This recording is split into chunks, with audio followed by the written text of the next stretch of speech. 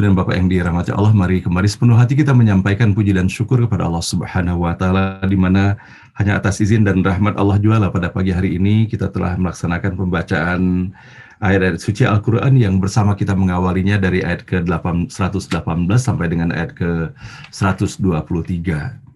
Mudah-mudahan atas segala ikhtiar, kesabaran, dan perjuangan di dalam kita menyiapkan diri dan melaksanakan pembacaan ayat-ayat suci Al-Quran ini, semoga Allah Subhanahu wa Ta'ala membukakan pintu rahmat, barokah, dan hidayahnya untuk kita semuanya.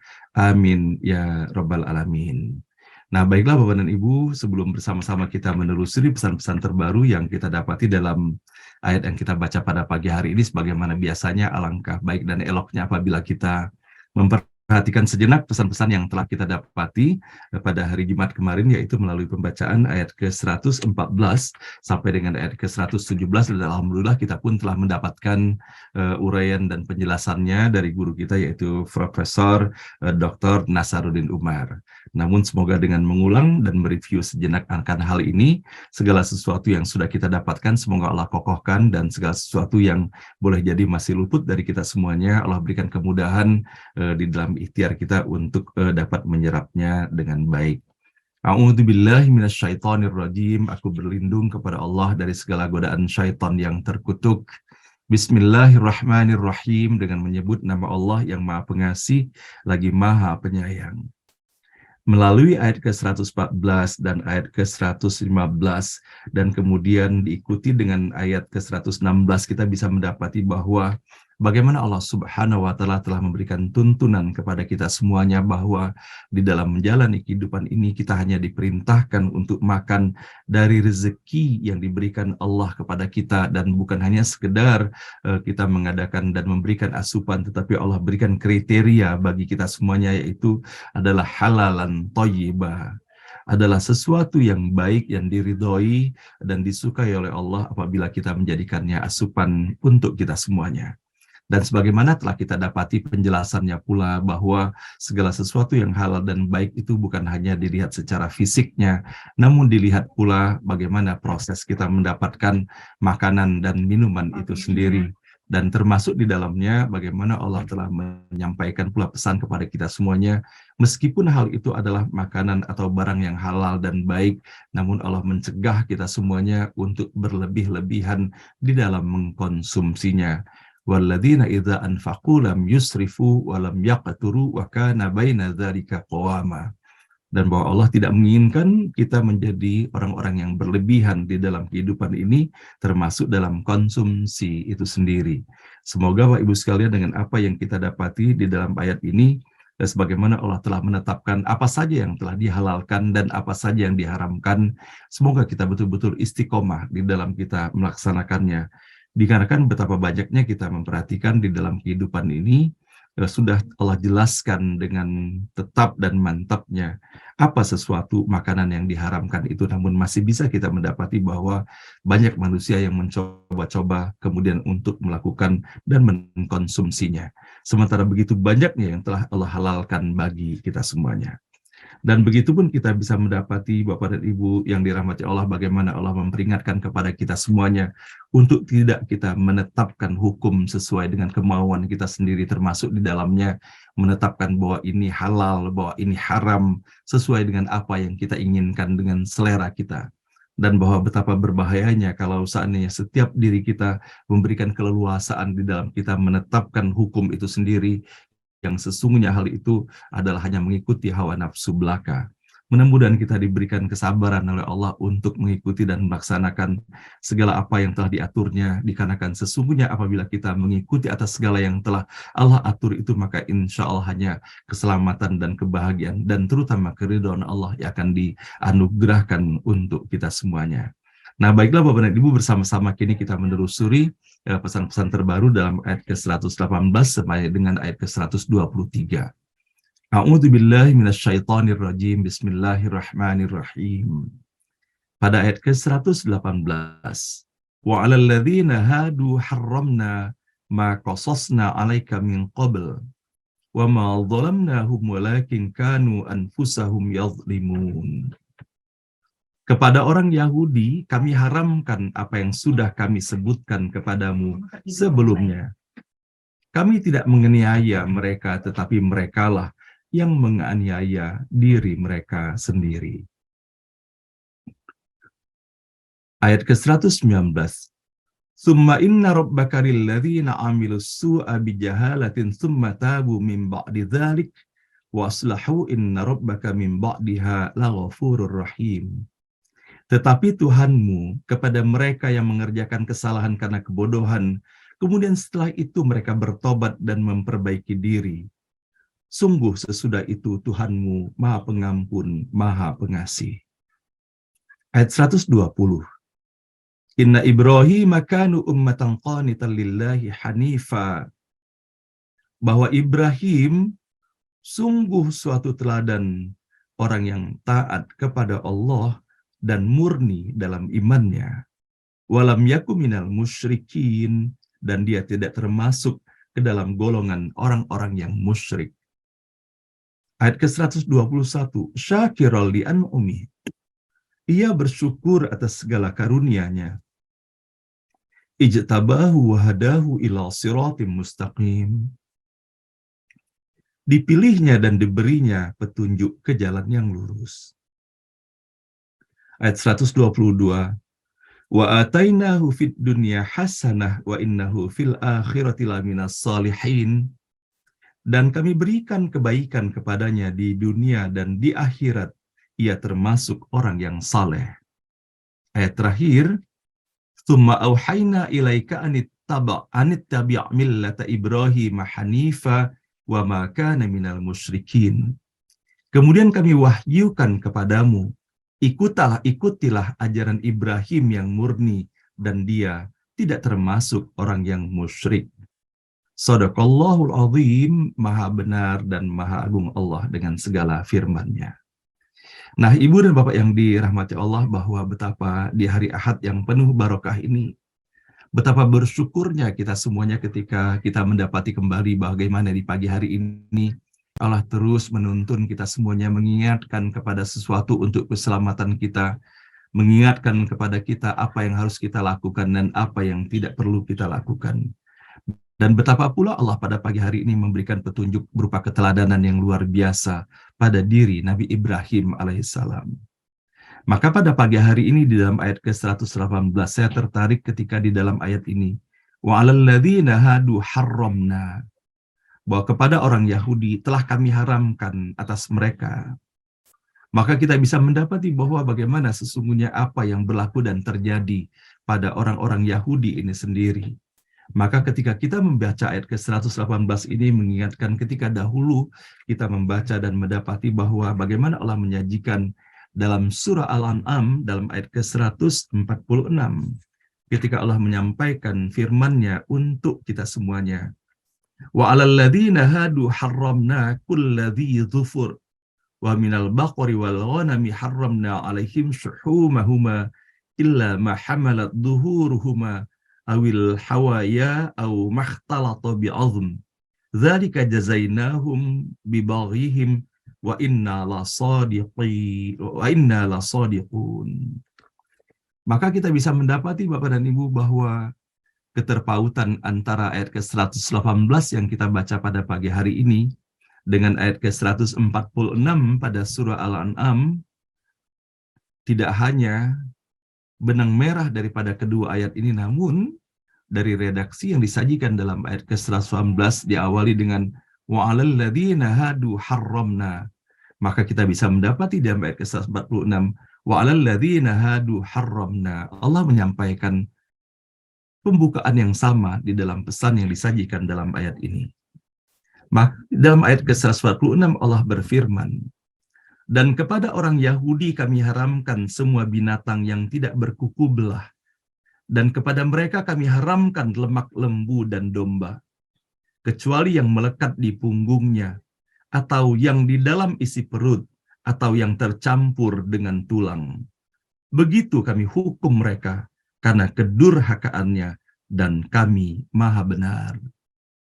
Sehingga kalau kita memperhatikan di dalam ayat ini bahwa larangan yang Allah berikan kepada orang-orang Yahudi itu, sehingga kita bisa mendapati bahwa betapa rumitnya sesungguhnya mendapati pesan yang terdapat di dalam ayat ini mengenai sesuatu yang diharamkan Allah atas mereka. Dan ternyata semua ini adalah bermula dari apa yang telah mereka lakukan dalam bentuk kedurhakaannya kepada Allah Subhanahu wa Ta'ala.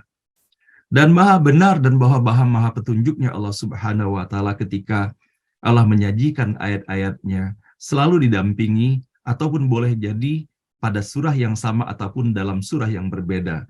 Namun kita bisa mendapati bahwa bagaimana sesungguhnya kalau misalnya kita mau menelisik lebih jauh lagi, sebelum kita mendapati ayat ke-146 dalam surah Al-An'am ini, maka di dalam ayat-ayat yang sebelumnya Allah telah berbicara dan menyampaikan pesan kepada kita semuanya bahwa bagaimana sesungguhnya sikap perilaku daripada orang-orang Yahudi itu sendiri. Bahwa betapa mereka semau-mau mereka menetapkan hukum di dalam kehidupan mereka. Sehingga kita bisa mendapati sindiran yang sangat kuat yang Allah sajikan di dalam ayat ke-143 pada surah Al-An'am ini. Ada 8 binatang ternak dalam 4 pasang, sepasang domba dan sepasang kambing. Katakanlah, adakah yang diharamkan 2 yang jantan atau 2 yang betina atau yang terkandung dalam rahim kedua betinanya? Terangkanlah kepadaku berdasarkan ilmu jika memang kamu benar. Dan bahkan kita bisa mendapati kelanjutannya dari unta sepasang dan dari lembu sepasang. Maka katakanlah, adakah yang diharamkan 2 yang jantan atau 2 yang betina atau yang terkandung dalam rahim kedua betinanya? Adakah kamu saksikan ketika Allah memerintahkan ini kepadamu? Siapakah yang lebih jahat daripada orang yang mengada-adakan dusta tentang Allah untuk menyesatkan orang tanpa ilmu? Allah tidak memberi petunjuk kepada golongan orang yang zalim. Dan betapa Bapak dan Ibu kita telah menelusuri di dalam ayat yang sebelumnya bahwa kebiasaan mereka menetapkan hukum-hukum itu seakan-akan itu adalah merupakan ketetapan Allah, padahal sesungguhnya mereka hanya menetapkan segala sesuatu yang dirasa menguntungkan dirinya ataupun kelompoknya. Sehingga kita ingat bahwa ketika itu mereka mengharamkan dari binatang-binatang tertentu untuk dimakan oleh istri-istri mereka, melainkan yang terbaik itu adalah untuk diri mereka sendiri. Semoga kita terlindung dan terjaga oleh Allah Subhanahu wa Ta'ala dari perbuatan-perbuatan yang demikian. Maka kalau kita memperhatikan bahwa betapa seriusnya sesungguh atas apa yang mereka lakukan, yang mereka katakan berupa fatwa, dan mereka mengatakan ayat-ayat Tuhan, padahal sebetulnya hal itu adalah rekayasa mereka sendiri. Maka selain kita mendapati di dalam ayat ke-146 pada surah Al-An'am yang telah sama-sama kita bacakan tadi, maka kita pun bisa mendapati bahwa bagaimana Allah mengingatkan terkait dengan ayat yang kita baca pada pagi hari ini, sebagaimana kita bisa mendapatinya di dalam ayat ke-93 pada surah Ali Imran. Semua makanan itu halal bagi Bani Israel, kecuali makanan yang diharamkan oleh Israel, yaitu Nabi Yakub atas dirinya, sebelum Taurat diturunkan. Katakanlah Muhammad, maka bawalah Taurat lalu bacalah jika kamu orang-orang yang benar.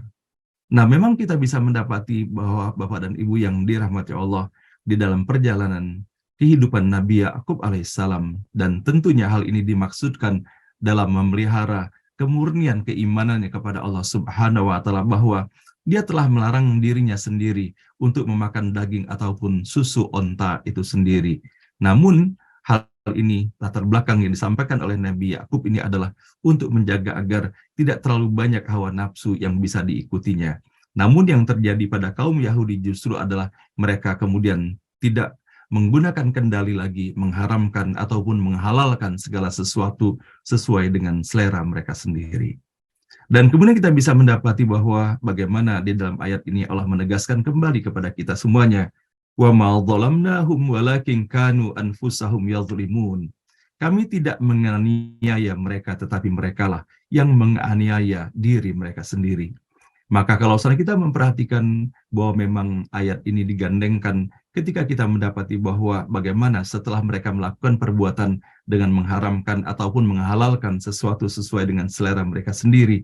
Namun kita bisa mendapati bahwa penggalan kedua daripada ayat 118 ini bisa berlaku menyeluruh, termasuk juga untuk menjadi perhatian bersama bagi kita semuanya. Kalaulah kita bisa menelisik di dalam diri kita sesungguhnya permasalahan yang didapati di dalam kehidupan ini banyak sekali hal itu adalah bermuara kepada diri kita sendiri. Dan sesungguhnya Allah tidak pernah menzalimi hambanya, tetapi dengan kelalaian kita di dalam mentaati atas apa yang Allah perintahkan dan termasuk menjauhi daripada apa yang dilarangnya. Dan hal itulah sesungguhnya membuat kita menghadapi permasalahan di dalam kehidupan ini yang kemudian kita merasa malu karenanya ataupun kemudian kita pun menyesalinya. Namun kita bisa mendapati Bapak dan Ibu bahwa bagaimana Allah memberikan tuntunan kepada kita semuanya, bahwa memang kita berpotensi melakukan kesalahan dan kelemahan di dalam kehidupan ini. Namun Allah Subhanahu wa Ta'ala senantiasa memberikan ruang bagi kita semuanya untuk menyadari akan kesalahan yang telah kita lakukan itu dan memohon kepada Allah untuk bertaubat dan mohon dibukakan pintu ampunannya.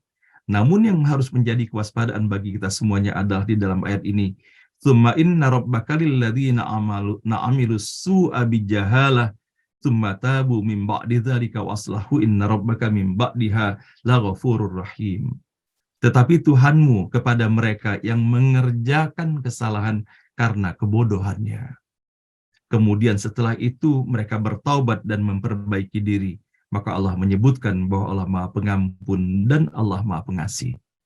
Dan saya ingin sekali mengatakan kepada diri saya sendiri dan semoga masing-masing kita menyampaikan pesan ini kepada setiap diri kita semuanya, bahwa yang menjadi kenyataan di dalam kehidupan ini bukan dikarenakan kita tidak tahu atau tahunya akan dosa itu sendiri. Namun Allah memberikan batasan di sini bahwa apabila kita melakukan perbuatan kesalahan itu dikarenakan ketidaktahuan, maka Allah bukakan pintu ruang untuk kita bertaubat. Namun semoga menjadi kehati-hatian pula apabila kita sudah jelas-jelas mengetahui bahwa perbuatan itu terlarang namun masih juga kita melakukannya, maka kita khawatir bahwa hal itu akan menjadi dosa yang sangat berat sekali di hadapan Allah Subhanahu wa Ta'ala, sampai dengan kemudian kita betul-betul menyesalinya dan berjanji tidak akan mengulanginya kembali. Maka ketika kita berbicara mengenai bahwa bagaimana Allah membukakan pintu taubat ini bagi kita semuanya, kita bisa mendapati Bapak dan Ibu bahwa dalam nasihat yang sangat bernas dan panjang, kita bisa mendapati dalam surah Al-Furqan, dalam surah ke-25, bahwa betapa di dalam akhir surah tersebut Allah menyampaikan berbagai kategori kesalahan dan dosa yang berpotensi yang dilakukan oleh manusia di dalam kehidupannya. Namun meringkas ataupun menyimpulkan dari segala bentuk dosa dan kesalahan itu, Allah pun menyampaikan, illa man taba wa amana wa amila amalan salihah faulaika yubaddilullahu sayyi'atihim hasanat wa kana Allahu ghafurur rahima. Dan dilanjutkan dengan ayat berikutnya lagi, wa man taba wa amila salihah fa innahu yatubu ilallahi mataba. Yaitu kecuali orang-orang yang bertaubat dan beriman dan mengerjakan kebajikan, maka kejahatan mereka diganti Allah dengan kebaikan. Allah Maha Pengampun, Allah Maha Penyayang. Dan barang siapa bertaubat dan mengerjakan kebajikan, maka sesungguhnya dia bertaubat kepada Allah dengan taubat yang sebenar-benarnya. Nah, sehingga kalau saat kita memperhatikan Bapak dan Ibu terhadap apa yang Allah sajikan di dalam ayat ke-119 ini, dan memperhatikan pula bahwa bagaimana dalam surah ke-25, surah Al-Furqan, pada ayat ke-70 dan 71, Allah Maha Pengampun dan Allah Maha Pemaaf bagi kita semuanya. Namun yang menjadi kewaspadaan adalah jangan sampai kita sudah jelas-jelas mengetahui hal itu salah, namun kita melakukannya. Dikarenakan di dalam ayat ini bahwa kepada mereka yang melakukan kesalahan dikarenakan kebodohannya, dan kemudian mereka bertaubat dan kemudian mengiringinya dengan perbuatan-perbuatan kebaikan, maka sesungguhnya Allah Maha Pengampun dan Allah Maha Pemaaf. Dan betapa kita bisa mendapati Bapak dan Ibu, tidak akan mungkin kita bisa melaksanakan taubat yang sebenar-benarnya secara hakikatnya kalau usahanya tidak diawali dengan kita mengetahui secara persis kesalahan apa yang kita lakukan, dan kemudian adakah rasa sesal di dalam diri, dan adakah rasa malu atas perbuatan itu yang telah kita lakukan itu, dan kemudian kita menyesalinya dan kita memohon ampun kepada Allah Subhanahu wa Ta'ala, dan kemudian mengiringinya dengan perbuatan-perbuatan kebaikan. Maka hal ini mengingatkan kepada kita semuanya Bapak dan Ibu, kalau seandainya kita ada semangkuk air yang hitam dan kelam itu, maka kita mendatangkan saja air yang bersih terus menerus tiada henti, tetes demi tetes, maka satu ketika maka air yang berada di dalam mangkuk itu pun akan menjadi bersih dan jernih kembali. Maka begitu pula di dalam kita menjalani kehidupan ini, maka maha benarlah Allah yang senantiasa menuntun kita, yang menyampaikan pesan wasari'u ila maghfiratin mir rabbikum. Bersegeralah kamu semuanya menuju kepada ampunan Tuhanmu. Mudah-mudahan Bapak dan Ibu setiap hari tiada yang kita lakukan melainkan kita melakukan muhasabah. Apa sajakah perbuatan-perbuatan yang telah kita lakukan pada hari ini yang tidak Allah sukai dan tidak Allah ridhoi, dan kemudian perbuatan-perbuatan ataupun ucapan dan sikap apa saja yang telah kita lakukan dalam kehidupan kita sehari ini ternyata telah membuat luka ataupun membuat kerugian pada orang-orang yang berada di seputar kita. Semoga Allah Subhanahu wa Ta'ala senantiasa membukakan pintu ampunan dan taubatnya bagi kita semuanya. Dan menarik lagi Bapak dan Ibu, ketika Allah tuntun kita pada hari ini, Allah hadirkan secara resmi di dalam ayat ke-125 ini mengenai bagaimana sesungguhnya posisi Nabi Ibrahim alaihissalam. Dan tentunya kita telah menelusuri di dalam ayat-ayat dalam surah-surah sebelumnya bahwa bagaimana istiqomahnya Nabi Ibrahim alaihissalam di dalam memelihara dan meningkatkan kualitas keimanannya kepada Allah Subhanahu wa Ta'ala, sehingga tiada henti dia memperhatikan segala sesuatu dan fenomena yang terjadi di seputarnya, melainkan terdapat tadaburnya dalam upaya memahami apa sesungguhnya hakikat dari seluruh ciptaan Allah yang berada di seputarnya. Dan sehingga kita bisa mendapati bahwa bagaimana Allah telah menjadikan Nabi Ibrahim alaihissalam sebagai contoh dan teladan bagi kita semuanya, bahwa keimanan itu harus diperjuangkan kepada Allah, dan bahwa kita tidak hanya melihat segala sesuatu yang dihadirkan di seputar kita dengan hanya menggunakan mata kepala semata, namun betapa Nabi Ibrahim mengajarkan kepada kita bahwa kita perlu memaknai apa sesungguhnya hakikat dari segala sesuatu yang berada di seputar kehidupan kita tersebut. Maka disitulah kita bisa mendapati dan ingat ketika Nabi Ibrahim bagaimana berkelana, bagaimana beliau berupaya meningkatkan kualitas keimanan, memperhatikan apa hakikat keberadaan bintang-bintang di langit, apa hakikat keberadaan rembulan, dan apa hakikat keberadaan matahari itu sendiri. Sehingga pada akhirnya pun menyadari walaupun sehebat apapun keberadaan matahari, namun ketika mendapati bahwa matahari itu pun kemudian tenggelam, maka Nabi Ibrahim mengatakan bahwa tidak mungkin dia akan bertuhankan kepada sesuatu yang tenggelam, sampai dengan akhirnya mengatakan bahwa dia hanya beriman kepada Allah Subhanahu wa Ta'ala. Namun yang menarik Bapak Ibu sekalian, bahwa pada pagi hari ini saya ingin kita mendapati bahwa disebutkan ada dua kriteria, dua kekhasan pada Nabi Ibrahim di dalam ayat ini, yaitu adalah inna Ibrahim kana ummatan qanitan lillahi hanifa, bahwa keteladanan Nabi Ibrahim yang disebutkan dalam ayat ini adalah qanita dan hanifa. Maka menarik ketika kita bisa mendapati bahwa bagaimana di dalam uraian yang dihadirkan oleh para ulama kita melalui tafsir yang diterbitkan dari Kementerian Agama Republik Indonesia, disampaikan secara khusus qanita yang disebutkan dalam ayat ini terambil dari kata kerja qanata yaknutu, yang artinya taat, rendah hati terhadap Allah. Dengan demikian qanitan adalah dalam bentuk masdar, dalam bentuk kata benda, dapat diartikan sebagai orang yang taat, yang rendah hati terhadap Allah atau tawadhu. Pada ayat ini kata qanitan dikaitkan dengan seorang tokoh yang dikenal taat kepada Allah, yaitu Nabi Ibrahim alaihissalam.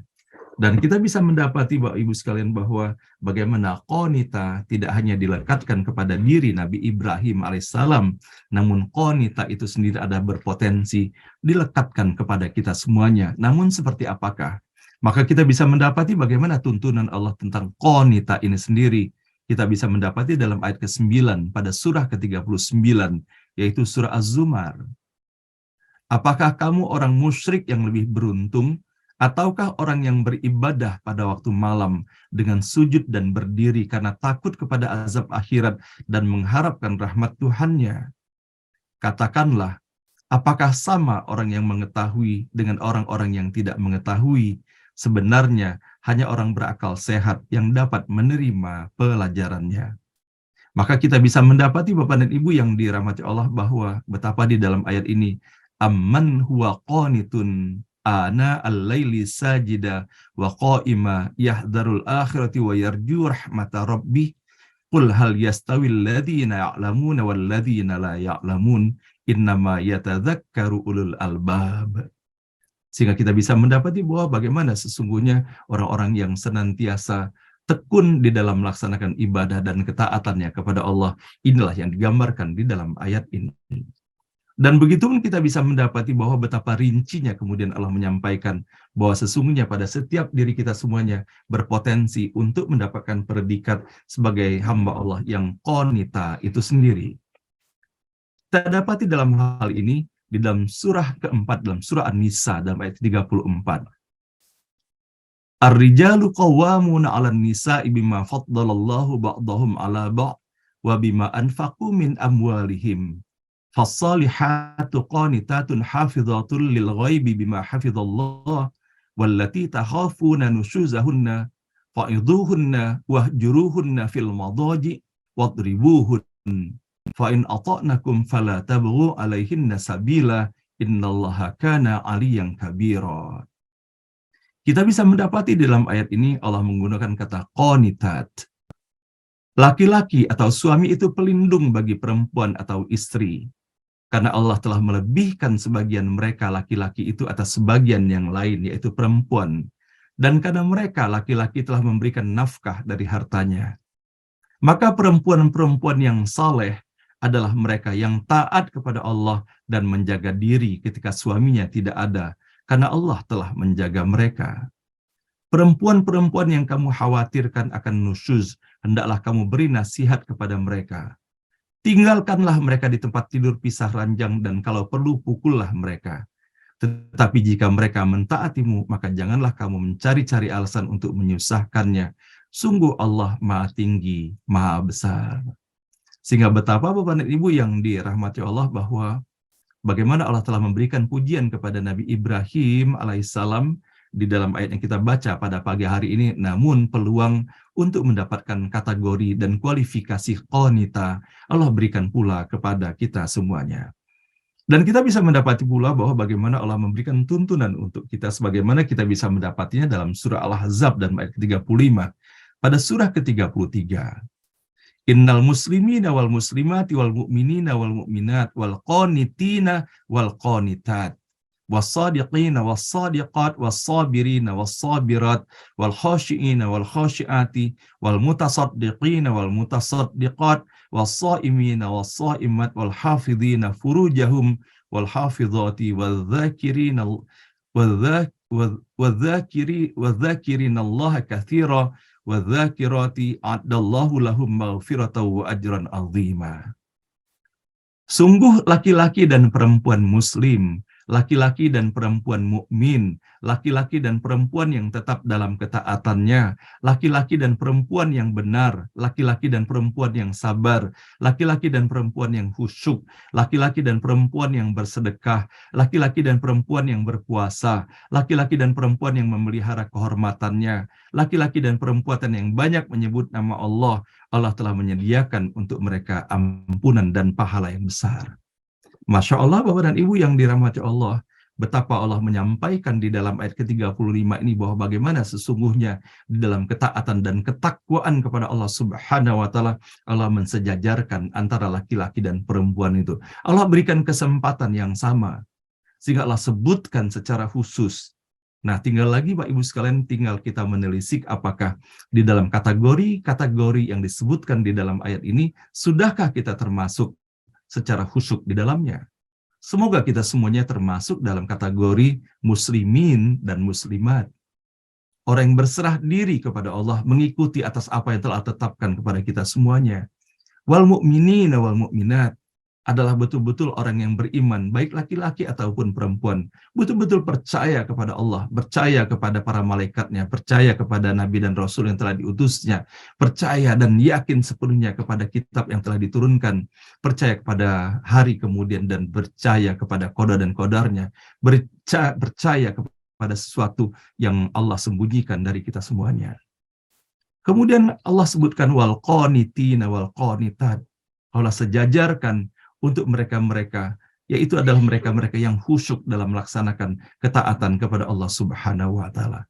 Semoga Bapak dan Ibu dari kategori yang disebutkan dalam ayat ini, semoga hal ini ada pada diri kita semuanya. Paling tidak Bapak dan Ibu, salah satu di antara yang disebutkan ini, kita sudah berada di dalamnya.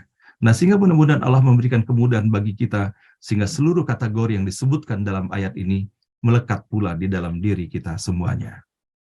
Dan kemudian kita bisa mendapati pula bahwa bagaimana Allah menyampaikan di dalam ayat kelima pada surah Tahrim, pada surah ke-66.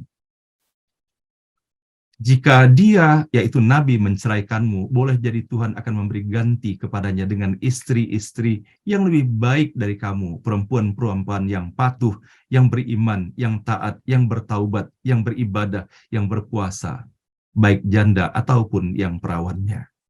Sehingga kita bisa mendapati bahwa bagaimana Allah telah mengatur dan menata sedemikian rupa bahwa istri-istri yang terpuji, yang pantas mendampingi oleh para nabi dan rasul adalah perempuan-perempuan yang patuh, adalah perempuan yang beriman, perempuan yang taat dan bertaubat, yang beribadah dan berpuasa. Dan sesungguhnya kalau kita memperhatikan dari apa yang Allah sebutkan di dalam ayat ini, bahwa hal ini pun berlaku universal pula untuk kita semuanya. Dan semoga kita Bapak dan Ibu menjadi bagian dari hamba-hamba Allah yang memenuhi kriteria yang disebutkan itu. Dan untuk melengkapi hal ini, Bapak Ibu sekalian, pada hari ini saya ingin menyampaikan pula bahwa Allah mengajarkan kepada kita apa sih yang dimaksudkan dengan Hanifah di dalam ayat ini. Maka apa saja yang Allah sampaikan di dalam Al-Quran terkait dengan Hanifah di sini, Allah telah memberikan tuntunan kepada kita semuanya. Dalam surah Al-Baqarah dalam ayat ke-135 Allah menyampaikan, wa qalu kunu hudan aw nasara tahtadu qul bal millata Ibrahim hanifa wa ma kana minal musyrikin. Dan mereka berkata, jadilah kamu penganut Yahudi atau Nasrani, niscaya kamu mendapatkan petunjuk. Katakanlah, tidak, tetapi kami mengikuti agama Ibrahim yang lurus, dan dia tidak termasuk golongan orang-orang yang mempersekutukan Tuhan.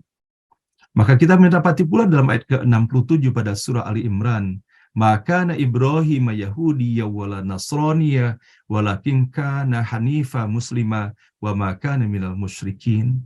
Ibrahim bukanlah seorang Yahudi dan bukan pula seorang Nasrani, tetapi dia adalah seorang yang lurus, Muslim, dan dia tidaklah termasuk orang-orang yang musyrik. Dalam ayat ke-68-nya, inna awlan nasi bi Ibrahim lilladzina taba'uhu wa hadzan nabi walladzina amanu wallahu waliyul mu'minin. Orang yang paling dekat kepada Ibrahim ialah orang yang mengikutinya. Dan nabi ini yaitu Muhammad dan orang yang beriman. Allah adalah pelindung orang-orang yang beriman. Sehingga betapa maha benarnya Allah Subhanahu wa Ta'ala, sebagaimana kita bisa mendapati di dalam sholat pun kita membawa Nabi Ibrahim di dalam bacaan-bacaan sholat kita. Dan begitu pun kita bisa mendapati bagaimana dalam ayat ke-95 pada surah Ali Imran, qul sadaqallah fattabi'u millata Ibrahim hanifa wa ma kana minal musyrikin. Katakanlah Muhammad, benarlah segala yang difirmankan Allah, maka ikutilah agama Ibrahim yang lurus, dan dia tidaklah termasuk orang yang musyrik. Dalam ayat ke-125 pada surah An-Nisa, wa man ahsanu dinan mimman aslama wajhahu lillahi wa huwa muhsinun wattaba'a millata Ibrahim hanifa wattakhadallahu Ibrahima khalila. Dan siapakah yang lebih baik agamanya daripada yang dengan ikhlas berserah diri kepada Allah, sedang dia mengerjakan kebaikan dan mengikuti agama Ibrahim yang lurus, dan Allah telah memilih Ibrahim menjadi kesayangannya. Dan kemudian kita bisa mendapati bahwa bagaimana Allah mengajarkan, inni wajjahtu wajhiya lilladzi fataras samawati wal arda hanifa wa ma ana minal musyrikin. Aku hadapkan wajahku kepada Allah yang menciptakan langit dan bumi dengan penuh kepasrahan, mengikuti agama yang benar, dan aku bukanlah termasuk orang-orang yang musyrik. Qul innani hadani rabbi ila siratim mustaqim dinan qiyaman millata Ibrahim hanifa wa ma kana minal musyrikin. Katakanlah Muhammad, sesungguhnya Tuhanku telah memberiku petunjuk ke jalan yang lurus, agama yang benar, agama Ibrahim yang lurus. Dia Ibrahim tidak termasuk orang-orang yang musyrik. Wa an aqim wajhaka lid-dini hanifa wa la takunanna minal musyrikin. Dan aku telah diperintah, hadapkanlah wajahmu kepada agama dengan tulus dan ikhlas, dan jangan sekali-kali engkau termasuk orang-orang yang musyrik. Inna Ibrahim kana ummatan qanitallahi hanifa wa lam yakun minal musyrikin. Dan itulah ayat yang kita baca pada ayat ke-120 pada pagi hari ini. Nah, mudah-mudahan Bapak dan Ibu yang dirahmati Allah, nilai-nilai qonitat, qonita, dan kemudian hanifah yang kita dapati pada diri Nabi Ibrahim alaihissalam, dan betapa sempurnanya kita mendapati semuanya ini pada diri Nabi Muhammad sallallahu alaihi wasallam. Semoga kita dapat mempraktekkannya dan menghadirkannya di dalam kehidupan kita. Dan semoga pesan-pesan Allah bahwa bagaimana keberadaan karakter Nabi Ibrahim yang senantiasa bersyukur kepada Allah Subhanahu wa taala dan senantiasa memohon petunjuk kepada Allah kepada jalan yang lurus. Semoga Allah berikan pula hal ini kepada kita semuanya, sehingga kebahagiaan yang kita dapatkan bukan hanya kebahagiaan dunia yang sangat singkat dan sementara, namun semoga Allah hadirkan pula kebahagiaan hakiki bagi kita semuanya, yaitu kebahagiaan akhirat pula. Dan sebagaimana kita bisa mendapati bahwa perjuangan pada diri Nabi Ibrahim alaihissalam, sebagaimana perjuangan yang telah dilakukan oleh para nabi dan rasul lainnya, dan khususnya Nabi Muhammad sallallahu alaihi wasallam, membuktikan kepada kita semuanya, fa inna ma'al usri yusra, bahwa sesungguhnya bersama satu kesulitan itu Allah hadirkan begitu banyaknya kemudahan bagi kita semuanya. Semoga Bapak dan Ibu atas apa yang kita pelajari, bagaimana kesabaran, keistiqomahan dalam iman dan Islam yang terdapat pada diri Nabi Ibrahim alaihissalam kepada putranya Nabi Ismail alaihissalam dan Siti Hajar, dan juga keistiqomahan kesabaran menghadapi ujian yang dihadapi oleh Nabi Musa alaihissalam, Nabi Yusuf alaihissalam, Nabi Muhammad sallallahu alaihi wasallam. Semoga hal itu menginspirasi kita semuanya menjadi sosok dan pribadi yang tegar. Jangan lemah kita menghadapi ujian yang sesungguhnya kalau kita telisik dari apa kisah yang dihadirkan oleh Allah Subhanahu wa taala untuk kita semuanya dalam perjalanan kehidupan Nabi dan Rasul, betapa sesungguhnya tidak ada apa-apanya atas apa yang kita dapat dalam kehidupan ini dibandingkan perjuangan dan ujian yang telah Allah berikan kepada Nabi dan Rasul. Namun kita bisa mendapati bahwa bagaimana mereka tegar, apapun yang terjadi mereka tidak ada lain yang mereka sampaikan, meskipun mengulang-ulangnya yang disampaikan adalah pesan-pesan kebaikan dan tauhid semata. Itu yang kita dapati juga pada diri Nabi Musa alaihissalam. Apapun ancaman yang disampaikan oleh Fir'aun kepadanya, maka yang diucapkan oleh Nabi Musa diulang kembali, hanyalah pernyataan tauhid semata. Dan mudah-mudahan Ibu sekalian, melalui setiap huruf, setiap kata dan ayat yang kita baca di pagi hari ini, Allah bukakan pintu rahmat, barakah dan hidayahnya untuk kita semuanya. Shadaqallahul azim, maha benar dan maha agung Allah dengan segala firman-Nya. Semoga melalui setiap huruf, setiap kata dan ayat kita baca di pagi hari ini, Allah bukakan pintu rahmat, barakah, hidayah, maghfirah dan ridhonya untuk kita semuanya. Subhanaka la ilma lana illa ma 'allamtana innaka antal alimul hakim. Maha suci Allah Subhanahu wa taala, tidak ada ilmu pada kita semuanya melainkan hanya atas apa yang Allah berikan untuk kita. Shadaqallahul azim, maha benar dan maha agung Allah dengan segala firman-Nya. Nah, Bapak dan Ibu yang dirahmati Allah, demikian yang dapat kami hantarkan pada pagi hari ini. Semoga atas izin dan rahmat Allah melalui ayat-ayat yang kita baca di pagi hari ini, semoga Allah berikan kesan yang sangat mendalam bagi kita semuanya, dan semoga menjadi petunjuk dari hidayah dan inayah yang Allah berikan kepada kita semuanya, dan kita pun istiqomah untuk menjadikannya sebagai pegangan, sebagai pedoman dalam kita menjalani kehidupan kita hari ini dan ke depan sampai dengan kita kembali kepada Allah Subhanahu wa taala.